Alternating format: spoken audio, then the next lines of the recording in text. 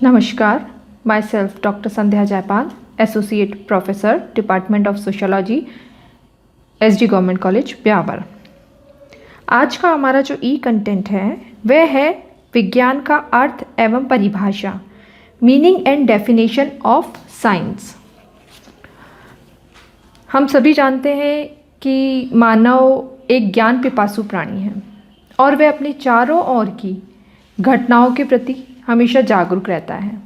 वह सत्य तक पहुंचने के लिए हमेशा प्रयास भी करता रहता है। तो अपनी विभिन्न आवश्यकताओं की पूर्ति के लिए उसने समय समय पर बहुत से आविष्कार और खोजें की और उसके इसी स्वभाव के परिणाम स्वरूप उसने आग की खोज कर ली, चाक और पहिए का आविष्कार किया। शुरू में तो विभिन्न आविष्कारों एवं खोजों की गति उसकी बहुत ही धीमी रही, लेकिन जैसे जैसे मानव प्रगति के पथ पर आगे बढ़ता गया वैसे वैसे उसने सत्य की खोज और विश्व की ज्ञान की प्राप्ति के लिए बहुत सारे विज्ञानों की स्थापना कर डाली। अध्ययन की जो नई नई विधियां थी उनका भी उसने निर्माण किया। ज्ञान के भंडार को वर्गीकृत करके उसने भौतिक और अभौतिक विज्ञान उनके स्वरूप में विशिष्टताएं प्रदान की। हम ये कह सकते हैं कि वो बाद में इस निष्कर्ष पे पहुंचा कि विभिन्न जो भी खोजें हुई, आविष्कार हुए और ज्ञान प्राप्ति के लिए उसने कोई सरल, साधारण और छोटा रास्ता नहीं है। इसके लिए विभिन्न विज्ञानों और उनकी अध्ययन की विशिष्ट पद्धतियों का निर्माण करना बहुत ही आवश्यक है। इस कटु सत्य को कार्ल पियर्सन ने बहुत अच्छी तरह समझाने का प्रयास किया है। उन्होंने अपने शब्दों में बताया है कि सत्य तक पहुंचने के लिए कोई छोटा मार्ग नहीं है, कोई लघु मार्ग नहीं है। विश्व का ज्ञान प्राप्त करने के लिए एक वैज्ञानिक पद्धति के द्वार से गुजरने के अतिरिक्त और कोई भी मार्ग नहीं है। सामाजिक वैज्ञानिकों ने समाज से संबंधित व्यवस्थित ज्ञान प्राप्ति के लिए समय समय पर विशिष्ट सामाजिक विज्ञानों और वैज्ञानिक पद्धतियों का निर्माण भी किया। इसलिए समाज से संबंधित ज्ञान, विज्ञान और अनुसंधान के क्षेत्र में प्रवेश करने के लिए बहुत आवश्यक है कि हमें विज्ञान क्या है और वैज्ञानिक पद्धतियाँ क्या है, इनका ज्ञान क्या होना चाहिए, स्पष्ट होना चाहिए। तो विज्ञान क्या है उसके बारे में हम बात करते हैं। हम ये कह सकते हैं कि सत्य, प्रमाणित और विश्वसनीय ज्ञान के लिए हम जो भी क्रमबद्ध और व्यवस्थित अध्ययन की आवश्यकता होती है, या सामान्य बोलचाल की भाषा में ये जो क्रमबद्ध और व्यवस्थित अध्ययन, इसी को हम क्या कहते हैं, विज्ञान कहते हैं। विज्ञान के अभाव में सिद्धांतों का निर्माण और ज्ञान का विकास करना और भविष्यवाणी करना भी असंभव ही होता है। एनसाइक्लोपीडिया ब्रिटानिका में एक बार ये प्रश्न उठाया गया कि क्या विज्ञान के अर्थ को परिभाषित करना संभव है? शायद नहीं, क्योंकि विज्ञान मानव जाति की प्रमुख क्रियाएं हैं। विज्ञान की पूर्णतया में विवेचना बहुत कठिन है और लैटिन शब्द साइटिका का अर्थ है ज्ञान, लेकिन आधुनिक अर्थ में मात्र निश्चित ज्ञान से लगाया जाता है। इसका क्षेत्र इतना व्यापक है कि कोई भी व्यक्ति उसके छोटे से छोटे अंश से अधिक प्राप्त नहीं कर सकता।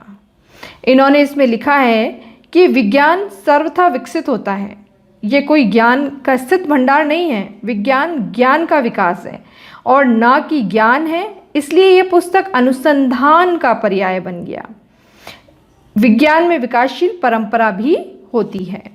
वैज्ञानिकों ने विज्ञान को परिभाषित अपने अपने दृष्टिकोण से किया है। उसमें से कुछ ऐसे समाजशास्त्री हैं जिन्होंने इसे अपनी भाषा में या अपने ही शब्दों में परिभाषित करने का प्रयास किया है। कुछ परिभाषाएं हम देखते हैं। जैसे कुछ वैज्ञानिक है या समाज वैज्ञानिक है, वो कहते हैं कि विज्ञान एक पद्धति है। जैसे वैनबर्ग और शेबत, ये समाजशास्त्री थे, इन्होंने बताया कि विज्ञान संसार की ओर देखने की एक निश्चित पद्धति है। ऐसे ही गुडे एंड हॉट थे, उन्होंने बताया कि विज्ञान समस्त अनुभव सिद्ध संसार के प्रति जो दृष्टिकोण है उसकी एक पद्धति होती है। विज्ञान एक पद्धति है, विषय सामग्री नहीं। कुछ कहते हैं विज्ञान एक पद्धति है, लेकिन कुछ कहते हैं विज्ञान एक पद्धति तो है लेकिन विषय सामग्री नहीं है। Science is a method not a subject matter.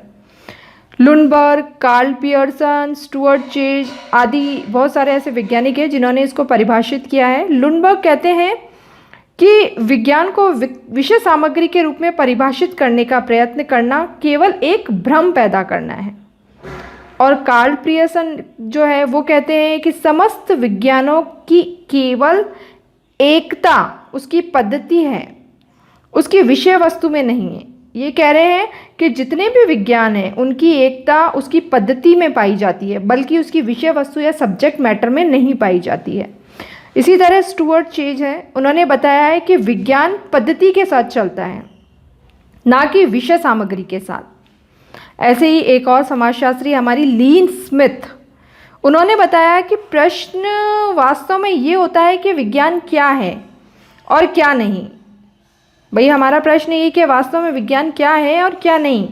इस समस्या का निराकरण यदि इस प्रश्न पर आधारित है कि किसी विषय के अध्ययन में वैज्ञानिक पद्धति का प्रयोग हुआ है या नहीं हुआ है, इसके अनुसार जिस विषय में अध्ययन में वैज्ञानिक पद्धति काम में ली गई है वह विज्ञान है। अगर वैज्ञानिक पद्धति का प्रयोग नहीं किया गया है तो वह विज्ञान ही नहीं है। कुछ जो है वो कहते हैं कि विज्ञान एक कुशल अन्वेषण है, एफिशिएंट इन्वेस्टिगेशन है। जैसे चर्च मैन जो है और एकाक समाजशास्त्री थे, उन्होंने बताया कि विज्ञान एक कुशल अन्वेषक है, एक एफिशिएंट इन्वेस्टिगेशन है। कुछ कहते हैं कि ज्ञान का संचय है, यानी कम्युलेशन ऑफ नॉलेज है। गुडे एंड हार्ट थे, उन्होंने बताया कि विज्ञान की लोकप्रिय परिभाषा व्यवस्थित ज्ञान का संचय करना है। इनका कहना है कि व्यवस्थित ज्ञान को एकत्र करने से जो रूप बनता है वही हमारा विज्ञान कहलाता है। यानी हम यह कह सकते हैं कि कुल मिलाकर के विज्ञान में 6 प्रमुख विशेषताएं होती है।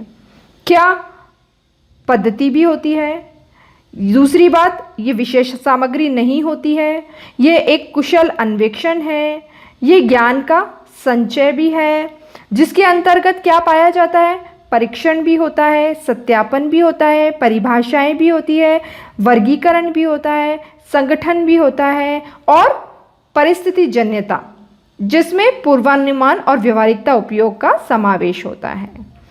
तो ये कुल मिलाकर के क्या कहलाता है, विज्ञान कहलाता है। ये आज का हमारा ई कंटेंट था। धन्यवाद।